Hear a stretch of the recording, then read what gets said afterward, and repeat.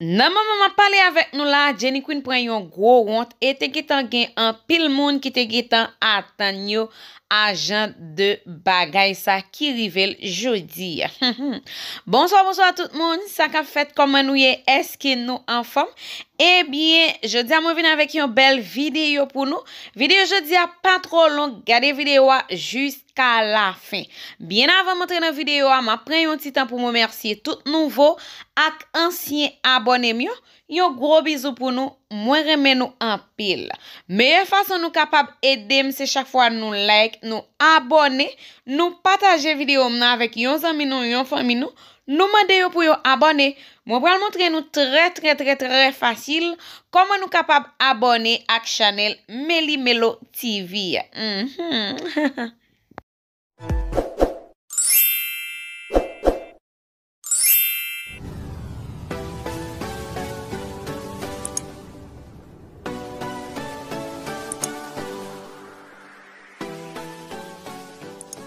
Dans la vidéo aujourd'hui, moi vinn font parler de Blonde Di Ferdinand, Jenny Queen et puis manager Fidnayel. Rale ti ches ba nou vinn tande. Nou te wè quelques semaines passées yo, Blonde Di Ferdinand te monté sur toutes réseaux sociaux yo, la promoter Jenny Queen. Eh bien, Blonde Di te vinn fè yon post sur Facebook, côté li te di lycée moun kap aide Jenny Queen nan moment là. Après quelques en pile qui te fait, en pile moun tap kite staff Fidnayel là qui c'est vrai fanatique Blonde Di. Yo tap supporter Fidnayel immédiatement Blonde Di Ferdinand te fin camper ensemble avec Jenny Queen. Moun sa yo te commencé quitter la meya pour yo al rejoindre Blonde Di Ferdinand en tant que Jenny Queen qui c'est JS. Bagala te vraiment dit pour faire de la méo. Comme nous connaissons fait de la méo, ça son paquet de graines nan mouda. Yo campé red derrière Fidnayel tan kouyon. C'est là qui tanago. Nous getan connaît qui ça m'vle di. Moi pas aller trop loin. Bon m'rete tout doucement sous vidéo m'nan pour jodi.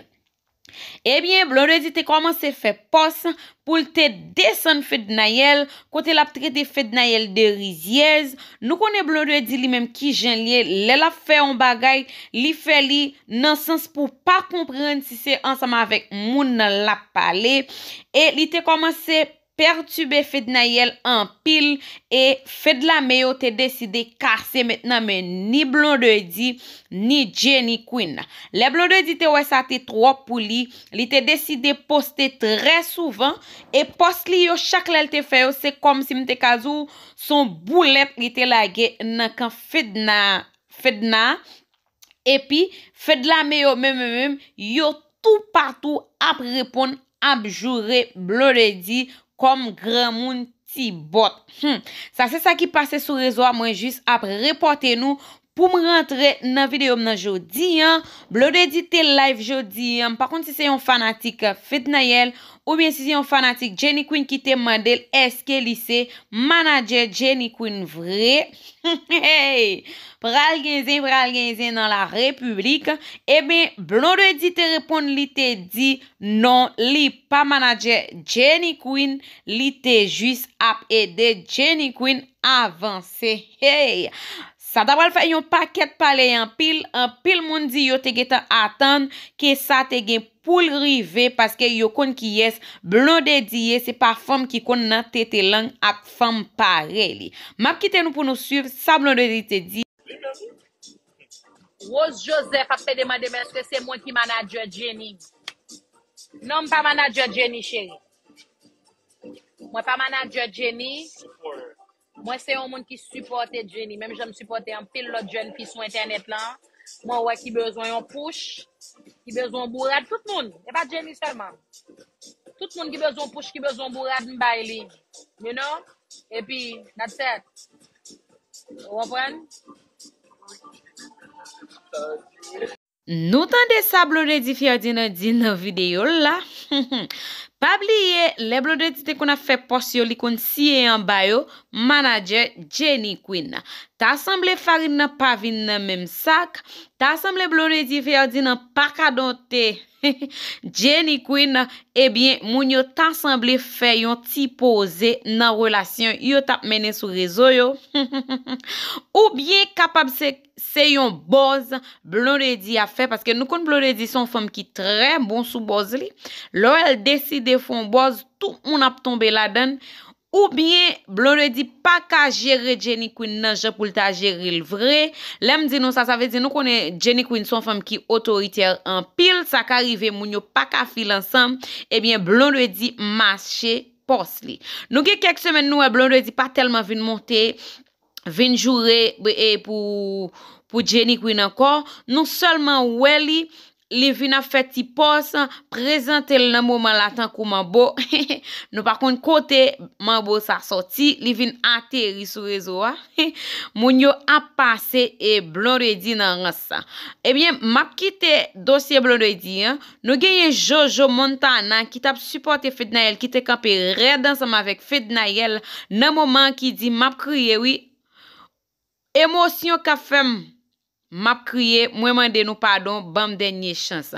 Ça c'est Jojo Montana qui fait post ça côté la mande fanatique Fednael yo. Nous pas besoin de fanatique Fednael encore n'a dit la messa parce que la messa li tellement puissant pas gen côté li pas arrivé. Et ou maintenant d'autres gen dik d'antan sur réseaux sociaux depuis c'est nan bon Fednael ou vini chéri ou anathème. Hey, moun yap dresso.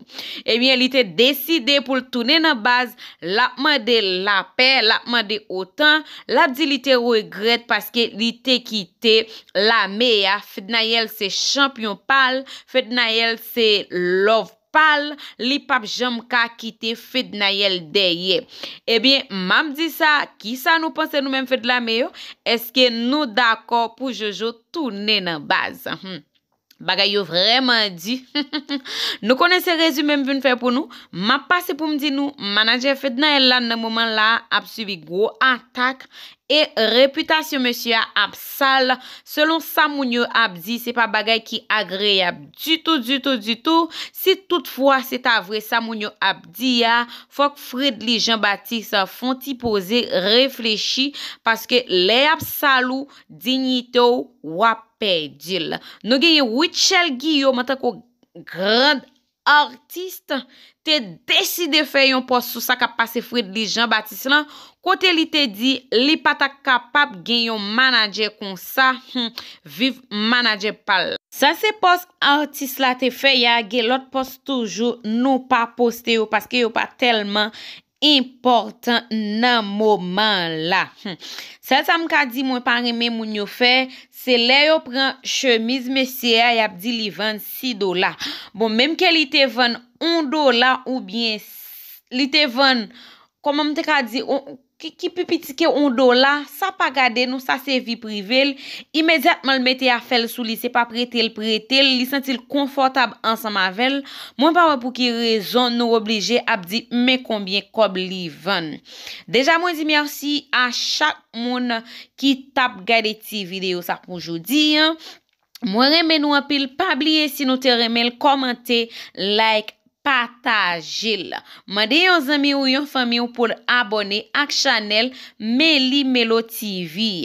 Yon grand bisou pour nous. Moi remen nous pas oublier moi lancer challenge là qui c'est quittez un petit commentaire pour moi qui gagne rapport ensemble avec la vidéo et puis dans prochaine vidéo m'a fait m'a prend un petit temps pour me saluer. Bisous, ciao, à la prochaine.